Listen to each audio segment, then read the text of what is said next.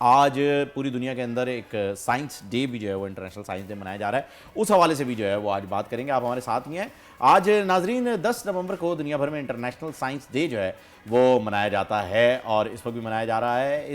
इस बार दिन का जो मौजू है वो जदीद साइंसी तहकीक पर मजीद एतबार जो है वो कैसे रखा जाए, इसी सिलसिले में बात करने के लिए हमारे साथ मौजूद हैं उमैर जालियावाला, मोटिवेशनल स्पीकर। और welcome to the show sir. अस्सलाम वालेकुम। वालेकुम अस्सलाम, थैंक यू वेरी मच।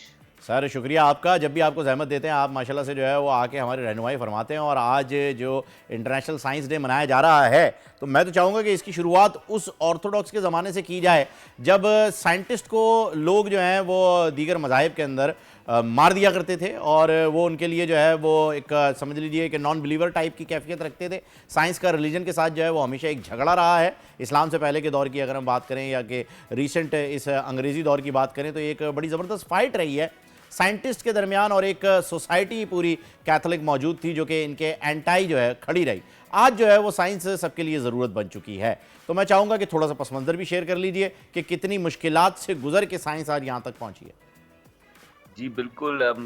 एक उससे पहले मैं ये कहना चाहूँगा कि आपकी टीम के पास भी कोई साइंटिफिक तरीका है कि इनको पता होता है कि कौन सा दिन मेरा बिल्कुल अवेलेबल होता है। समहाउ पिछले कितनी मर्तबा जब कॉल आई है तो सर थैंक यू तो सो मच। हमारे पास एहसन बाबा बंगाली हैं, वो सारे फाल निकाल देते हैं।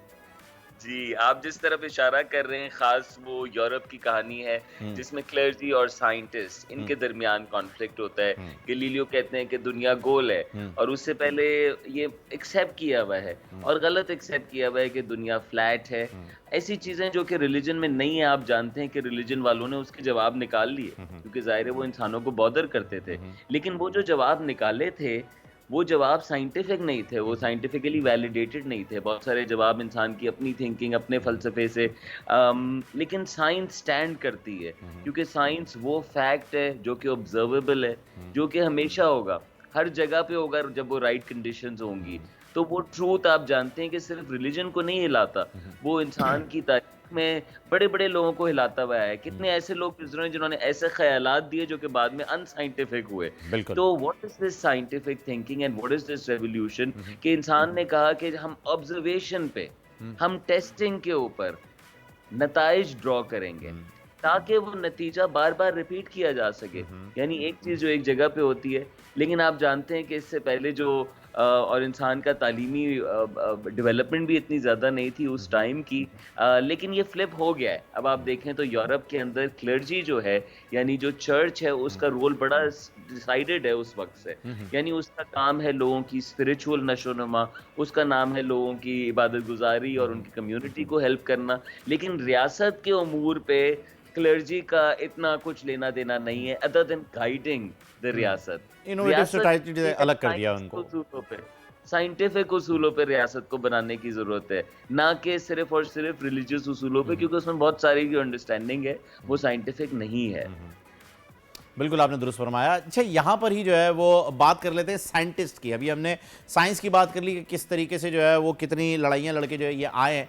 साइंस की अगर हम बात करें और इनोवेशंस की अगर हम बात करें तो जब भी कोई नया आइडिया जनरेट हुआ है उस शख्स का मजाक उड़ाया गया। रिसेंट डेज में अगर हम बात करें तो इलान मस्क ने कहा कि भाई मैं बगैर ड्राइवर के गाड़ी चला दूंगा। लोगों ने कहा भाईजान क्या खा कर आए हो हमें ये बताओ, हम भी मंगाते हैं। अगर पुराने दिनों की बात करें तो राइट ब्रदर्स आते जिन्होंने कहा था कि जी हम लोहे की एक ऐसी चिड़िया बनाएंगे जो कि आपको लेके हवा में उड़ेगी। तो लोगों ने कहा पहले आप तो ज़मीन पे आ जाएं भाई साहब, क्या कर रहे हैं आप। ये सारे वो लोग हैं जिन्हें एक ज़माने में पागल तक कह दिया गया था, बल्कि कह क्या दिया था, मानते थे लोग कि ये तो पागल हैं, इन्हें क्या मालूम है, दीवाने हैं, ये बस लगे हुए हैं। और फिर उन्होंने दुनिया को गलत साबित किया अपने आइडियाज़ को मुकम्मल करके और अपनी इनोवेशंस को एक प्रैक्टिकल शक्ल दे के अपने इरादे के साथ जुड़े रहना और हत्तुल इम्कान कोशिश करके उसके नतीजे तक पहुंचना कितना ज़रूरी है उमैर साहब। जी, साइंटिफिक थिंकिंग है ही ये। मैं मिसाल देता हूँ अपनी ट्रेनिंग्स में कि एक शख्स है वो सालों साल लगा रहता है एक ऑब्जर्वेशन के ऊपर, एक माइक्रोस्कोप के नीचे एक ही तरह की चीज़ को स्टडी करता रहता है और उसमें से कोई थ्योरी निकालने की कोशिश करता है और वो सालों लगाए और हो सकता है वो कुछ ना निकाल सके।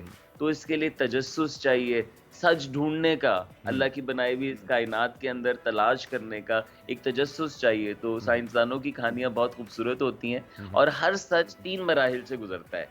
पहले उसका मज़ाक उड़ता है, पहले साइंसदानों की बातें पुराने दौर की अगर आप पढ़ें तो लोगों ने बड़ा मज़ाक उड़ाया। दूसरा उनको अपोज़ किया, यानी फ़िज़िकली उन्हें रोका, उन्हें जेलों में डाला, उनको सैंक्शन किया, उन्हें तरह-तरह की डिफ़िकल्टीज़ में डाला और तीसरा उन्हें मान लिया गया।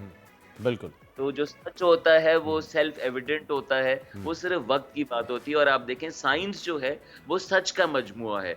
जो रियल साइंस है वो सच है, वो हक है, यानी उसको डिनाई नहीं किया जा सकता। मैं कोई चीज छोड़ूं तो उसने नीचे गिरना है, बिल्कुल। तो इससे ज्यादा हक कुछ नहीं हो सकता। लेकिन कहीं ना कहीं साइंस ने कुछ ऐसी बातों पे नताइज ऑलरेडी ड्रॉ कर लिए हैं जो कि हम अभी कंक्लूसिव अंदाज में नहीं पहुंच सकते, जिन पे शायद जल्दी की। और इसी तरीके से रिलीजियस लोगों ने बहुत सारी ऐसी चीजों पे एक तो एंट्री लगाई है जहाँ पे नहीं है रिलीजन का लेना देना, और दूसरा जो है साइंस को हमेशा अपने खिलाफ फोर्स के तौर पे देखा है, अपने तारीख का इशारा भी किया।